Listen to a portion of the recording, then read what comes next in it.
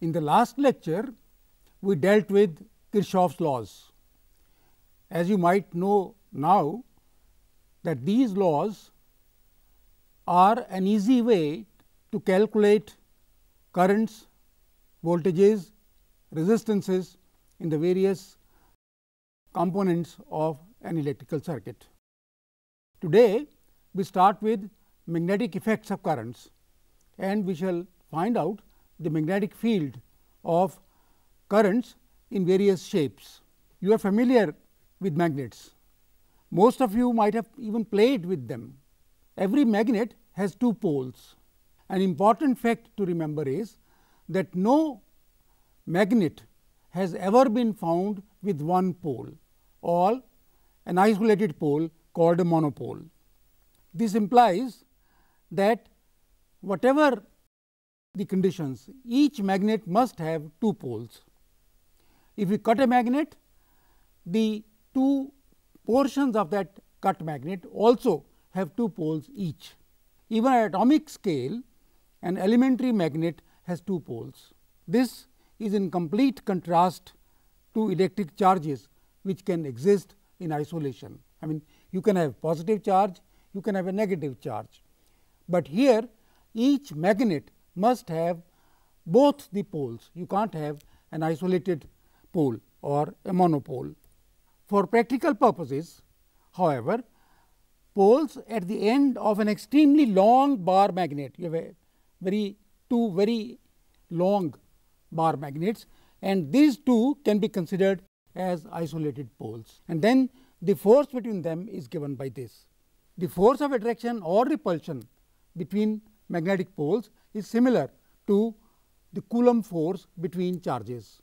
Here also, like poles repel each other and unlike poles attract each other, and the force between the two poles is mu 0 by 4 pi into m1 m2 by r squared, where m1 m2 are the strengths of the two poles and mu 0 is the permeability of free space or vacuum. Remember that mu 0 and epsilon 0 are related to each other through the velocity of light. C is equal to square root of 1 by mu 0 epsilon 0. Remember, epsilon 0 we used in the electric field. An important property of a magnet is that when suspended freely, it always settles in the north south direction. That is, if I take a magnet here, then suspend it freely, then it will always settle in a direction which is north south, which points towards north and towards south, as shown here. The pole which points towards north is called the north pole of the magnet, and the pole which points towards south is called the south pole of the magnet. Remember, each magnet must have two poles, it cannot have one pole. It is this property of settling in the north south direction that made a magnet a navigational aid for travelers on land and on sea. You see, in ancient times, you could find your way, you could find your direction with the help of magnets. That is why they were called navigational aids. For this purpose, a small magnetic needle is mounted on a pivot, so that it can rotate freely in the horizontal plane. Such a needle is called a compass needle, and you must have been familiar with these needles. Strictly speaking, a freely suspended magnet points in the magnetic north south direction, not geographic. You see, here I have shown both the directions. The north south direction, which is geographic, is the actual axis of rotation of the earth. The magnetic axis, here is a magnetic north and magnetic south. This line joining the magnetic north and magnetic south is called the magnetic axis, and this makes an angle of about 11 degrees with the north south direction. This angle changes with time, but at the moment this value is about 11 degrees. Like the force of attraction or repulsion between charges, the force between magnetic poles is explained in terms of a field. In this case, we call this field a magnetic field. We say that a magnet creates around itself space or magnetic field, in which if another magnet or a current carrying conductor enters, then that body which enters will be affected by this field. This is called the magnetic field, and magnetic field is represented as electric field by what are known as magnetic field lines. It must be remembered that the field lines are only imaginary lines. No such lines actually exist. They are used simply to map a given magnetic field. The following are some of the properties of the magnetic field lines. A field line starts at a north pole and ends at a south pole. Here it ends at a south pole.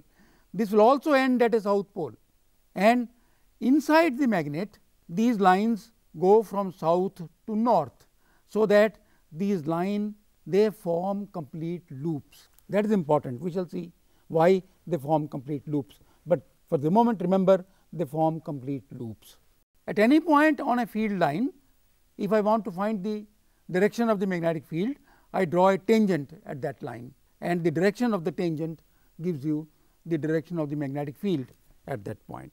The relative density of field lines, it dictates the strength of the field. These lines, for example, and these lines are denser than these, and therefore, this field is stronger than this field. Straight and equally spaced lines indicate a uniform field. These lines are parallel and equally placed, therefore, they represent a uniform magnetic field. Another important property is that there is tension along the length of field lines. If this is a field line, then this field line acts as a stretched spring. That means, if I leave it, it tends to come back. So, they always tend to shorten their length, and in this process they cause attraction between unlike poles. Here I have drawn magnetic field lines of two poles, two bar magnets, south pole here, north pole here, and the lines go like this, and these lines tend to shorten their length, and therefore, there is this force of attraction between the two magnets. Also, the field lines exert lateral pressure, that is sideways pressure, and this results in the repulsion of two like poles. Here I have got north pole, lines go like this, lines go like this, and wherever they are in the neighborhood, there is repulsion, there is pressure pulling them apart, and this gives rise to repulsion between like poles. Let us learn some history. In 1820, the Danish scientist Ørsted showed that a magnetic needle kept in the vicinity of a current carrying wire gets deflected. This may be common knowledge today, but it was first discovered in 1820 by Ørsted. This was a clear demonstration that the current carrying conductor was behaving like a magnet. That is, if you have a conductor which carries current, then it behaves like a magnet. Remember that at that time the only magnets known were the natural magnets, lodestones, or made from iron. So, the fact that an electric current could be a source of magnetism was a very important discovery. Following Ørsted, the French scientist Ampere performed a series of experiments with current carrying wires.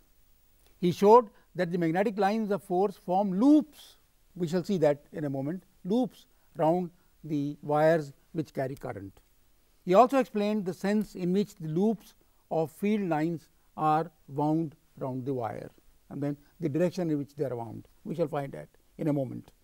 The field lines follow what is known as the right hand thumb rule. That is, if I take my right hand and stretch my thumb like this is the direction of the current, then the way these fingers are wound, that gives the direction of the magnetic field lines. As shown here, stretch your thumb of the right hand, then you see how the fingers are wound, and that gives the direction of the field lines as shown here. Following the discovery of the magnetic field due to a straight current, Ampere argued that two straight wires carrying parallel currents would attract each other, while those carrying currents in opposite directions would repel each other. You see, these are the two wires carrying current in the same direction, there is attraction between them, and here are two wires carrying current in the opposite directions and they repel each other. Ampere also proposed a law known as Ampere's circuital law, which enables us to calculate the magnetic field due to current sources. You see, we have seen that currents are sources of magnetic fields. So, Ampere proposed this law, which allows us to calculate the magnetic field due to various currents. The law states that the line integral along a closed loop over the component of magnetic field parallel to the loop is mu 0 times the total or net current passing through the surface S spanned by the closed loop. Let me explain. I have a loop C here, I have a loop here. This loop spans a surface and the currents are going through this surface this way or that way. And if I take the component of magnetic field parallel to the direction of the loop, then the integral B parallel over this loop gives us mu 0 times the sum of currents which are passing through this surface which spans this loop C, explained here in greater detail. You see, B parallel is the field, B is the field and B parallel is the field which is along the direction of the loop. So, B parallel times d l, the integral of that, the line integral of that is equal to mu 0 times the sum of the currents I 1 plus I 2 plus I 3 etcetera, which are passing through the surface S. In the present case, after taking due account of the directions of the currents specified by the anti-clockwise direction of the loop, you see, we have to determine which current is positive, which current is negative, because we said algebraic sum of currents. How do we find that?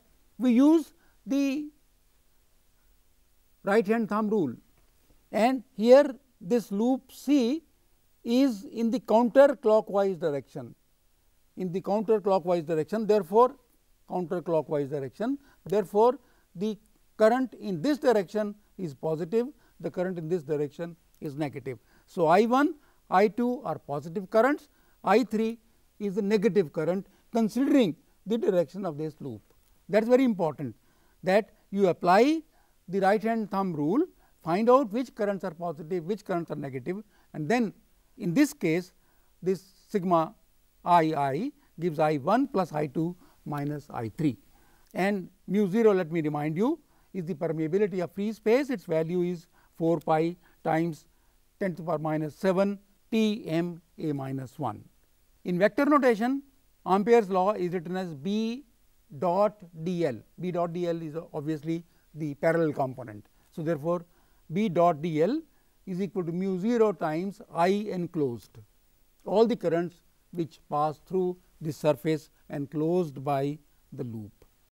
This law is the magnetic analog or counterpart of the Gauss law in electrostatics. Let me remind you, Gauss law in electrostatics was B dot d s, where d s was the element of the surface and B dot d s is the flux through this element of the surface.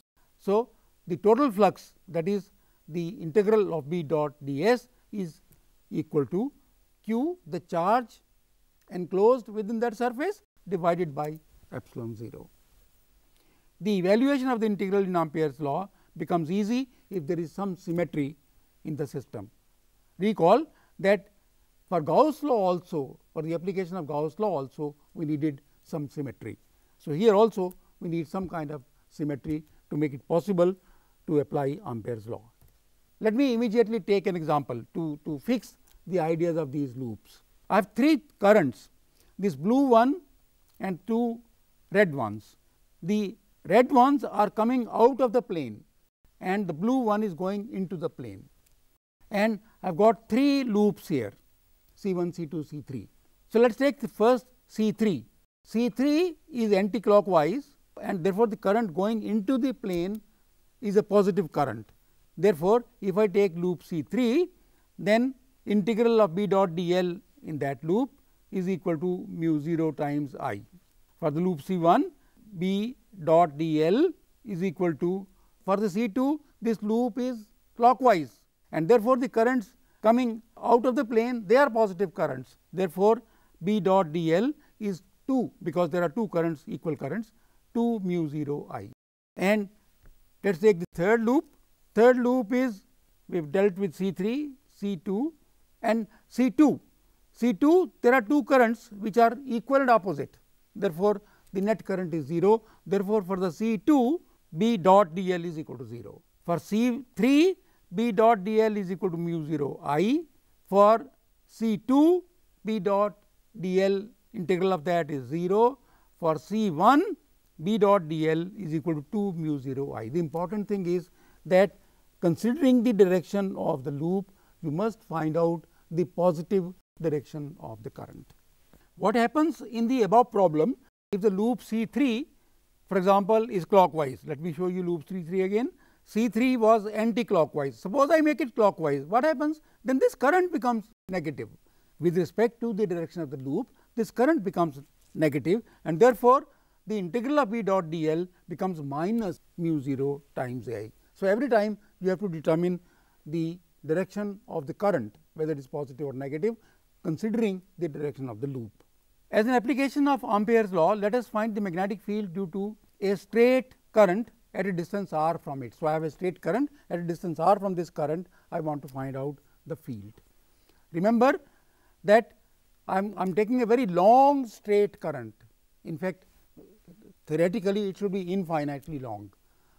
If it is so, then there is symmetry all around the current, except at the points near the ends. So, we are not worried about the ends, we shall take somewhere far from the ends.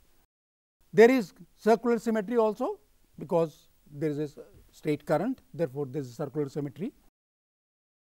So, with these 2 symmetries, the longitudinal symmetry and the circular symmetry, let us see what we get. We take this current, and we have seen already from Ampere's work and from Oester's work that the field lines would form a loop. So, let us imagine there is a loop, and this loop is drawn with the radius r, the distance at which we want to find out the field, and then this loop, considering this current, I have taken this loop to be in the anti-clockwise direction, again using that rule. Because of symmetry, the magnetic field must be constant along this loop. It cannot be across that loop, because then dot product becomes 0. So, it must be along the loop and must be constant because of symmetry. Therefore, I have got the Ampere's law, B dot d l is equal to mu 0 I enclosed, and I use that law. This, the length, total length of this loop is 2 pi r. So, 2 pi r, you see in the integral B dot d l, B is constant. So, I can take it out, and integral of d l is simply 2 pi r. So, we have 2 pi r B is equal to mu 0 I, which gives B equal to mu 0 I by 2 pi r. So, the magnetic field due to a current, straight current, is equal to mu 0 I by 2 pi r at a distance r from the current. And again, I have repeated it several times, you can find that if the current in this direction, the loop must be anti-clockwise. Let us take another case. Suppose a solid cylindrical conductor, we took a wire, suppose there is a rod of a certain thickness, and let us find out the magnetic field due to that rod. So, what we do is, this is the cross section of the cylindrical conductor of radius a, and I draw a circle of radius r inside this cylindrical conductor. Remember that the current is uniformly spread along this cross section. Remember that. So, as the magnitude of the current is proportional to the area of the cross section, is uniformly spread, therefore, it must be proportional to the area of the cross section. Then for radius a, whose area is pi r squared and the total area is pi a squared, therefore, the current through this area spanned by this radius r is I r equal to I times r squared by a square, simply proportional to the area for r less than a. Now, you consider the loop of radius r, and what we do is we again, because of symmetry, the magnetic field must be constant. The integral of d l in this case would be 2 pi capital R. So, 2 pi capital R times B r, the magnetic field at a distance r from the center of the axis of the cylinder, that is equal to mu 0 times I. Therefore, B r is mu 0 I by 2 pi a squared into r. I here is I r. Remember, I r is I r squared by a squared. Therefore, 2 pi r B r is equal to I r times mu 0, and therefore, B r is mu 0 I by 2 pi a squared times r. What about the field outside? At the center r is 0, this radius is 0, therefore, field is 0. At the boundary r is equal to a, r is equal to a, therefore, 1 a gets cancelled, and therefore, B r becomes mu 0 I by 2 pi a. So, it becomes mu 0 I by 2 pi a. At r greater than a, the whole current is included, therefore, the application of Ampere's law simply gives you B equal to mu 0 I by 2 pi r, which again is all right if I put r is equal to a is the surface, and r greater than a, all the current is included. Therefore, 2 pi r times B is equal to mu 0 I. Therefore, at a distance r is equal to B is equal to mu 0 I by 2 pi r. If I put r equal to a, then I get the magnetic field at the surface of the cylinder, which matches with what we have found earlier. Here I am showing the profile of the magnetic field. We have got magnetic field here. This is the radius a of the cylindrical conductor, and this is r distance outside the radius, and this varies as 1 by r. We have found that the magnetic field outside varies as 1 by r. Therefore, this is 1 by r curve. This is a straight line which shows that within the cylinder the magnetic field is proportional to r. So, therefore, we have got magnetic field directly proportional to r, linearly proportional to r, goes up to a, and then the field decreases by 1 by r. We just found that. So, by use of Ampere's law, we have been able to find magnetic fields due to a straight current and also due to a straight cylindrical conductor. In the next lecture, we shall continue with the Ampere's law, and we shall also find the fields due to a solenoid.